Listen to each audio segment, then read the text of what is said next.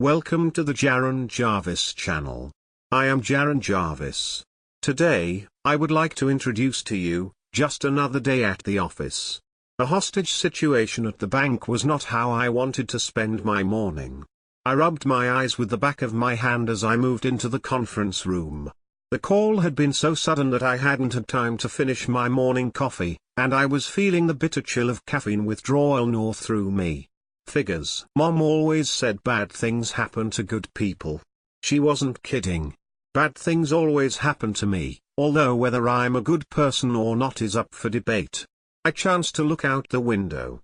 The bank loomed across the street, seeming far too nice a building to be at the center of this escapade. The outside of the bank was swarming with cops, and I knew it wouldn't be much longer before the news vans arrived. I quickly got to work setting up. Now, let me be clear, I hate this job. It's more trouble than it's worth. However, it does come with some pretty neat perks, the main one being the toys. I booted up my police-issued laptop. Imagine every Mission Impossible laptop you've ever seen, then imagine something slightly cooler.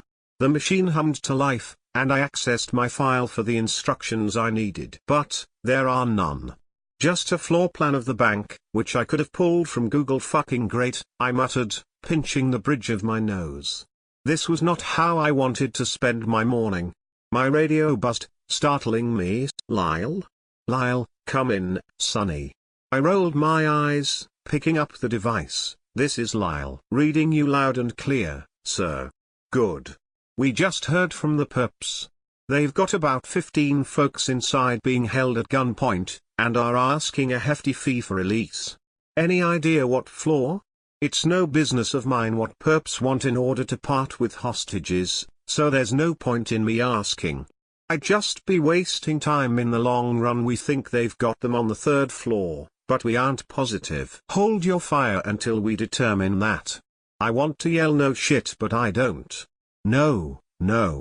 Pissing off the man who controls my paycheck wasn't high on my list of things to do today, no matter how meager my salary. Police Commissioner Jackson, my boss and perpetual thorn in my side, is a country bumpkin from a podunk town in Kentucky so small it's not on a map. What made him move from there to the city life of Miami? I have no clue. What makes him think I don't know how to do my job after 10 goddamn years? I have no clue, either. I took a deep breath, calming my rising blood pressure. Just focus on the mission, I thought, focus on the mission. I grabbed the heavy metallic-colored briefcase that I'd brought in with me and hauled it onto the desk beside my laptop. Opening it revealed my sniper rifle and scope, in various different pieces. I began to fit the pieces together, my hands as familiar to the weapon as mother is to her newborn baby. Finishing that task, I mounted the rifle on a tripod and waited. This was not how I wanted to spend my morning. I had a perfect vantage point for all the floors from this conference room. Well, not perfect, but any shot I took would almost certainly kill or at least, seriously wound whatever poor soul found themselves at the end of the bullet's path. My radio buzzed again. Lyle? I copy, what is it? Looks like everyone's on floor 3. Fire at will, boy. I trained my scope on the 3rd floor, praying that one of these schmucks was dumb enough to wander close to a window. My brows furrowed as I thought I made out a shadow. A shadow with a large gun. My finger twitched on the trigger as I waited. My radio buzzed. Again. See anything? I cursed under my breath at his distraction. Maybe. Looks like a perp, but I don't have a clear shot. Waiting for visual confirmation. Copy that. I was just about to return my gaze to the scope, when my computer beeped. I looked up immediately, perplexed. That computer didn't beep, ever. Confused, I looked at the screen and felt my stomach roll. The screen was black except for what appeared to be a chat box, yet another feature that this computer did not possess. The chat had no identifying features, just a message. You don't want to do that, Lyle. My blood ran cold. The computer had clearly been hacked, but how I couldn't say. There was I don't know how many firewalls to protect the thing. What's worse, my identity was protected by the police department. No one should have known I was in the conference room, or that I was using this particular device. Heart pounding, I typed, Do what? It was all I could manage. Another minute, another message, take that shot. You don't want to do that. Who the hell are you? Someone who can help you, provided you don't take that shot. What do you mean? Money, booze, women. A permanent break from your shitty job and lousy excuse you call a life. Paradise. Just don't take the shot. Lyle.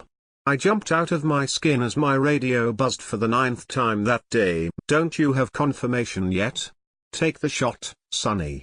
I couldn't help myself from asking, what do these guys want exactly?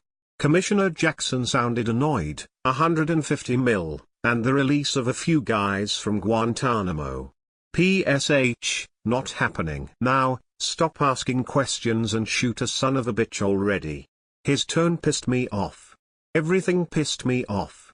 The disregard he had for me and my life over the past few years pissed me off. Hatred began to stir in my core, raw and primal like an animal. The computer beeped again. A new message, we can help you, Lyle. We know you're not happy. Just don't take the shot, and everything will be fine. Who are you? I frantically typed. Don't take the shot. Answer me, damn it. Don't take the shot. I won't. Now could you tell me something? Have we frustrated you, Lyle? I'm sorry about that. Don't worry, we forgive you. After all, a hostage situation at the bank isn't how you wanted to spend your morning. No, I thought. No, it wasn't. I thought about the call I'd gotten earlier that morning. There's a situation at the bank on Henley Avenue. Be here in 20, and go to the office building across the street. I didn't get so much as a word in. The commissioner yelled angrily through my radio again, but I ignored it. I hated this job. It was more trouble than it was worth. The pay was shit, the hours were horrible, and my boss was an ever-evolving nightmare. The computer beeped. You know what you need to do. I did.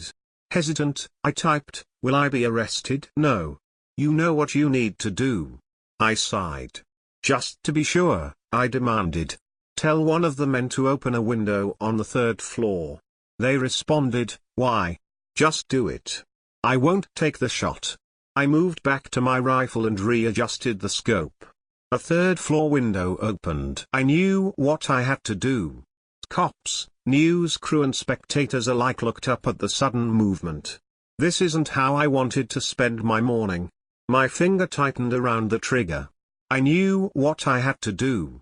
Bang! Commissioner Jackson was dead before he hit the sidewalk. Chaos began to form on the ground as I let go of the gun. The computer beeped again. This time, the message had a sign-off. Very good, Lyle. We'll be there to collect you shortly. Tash, Bratva.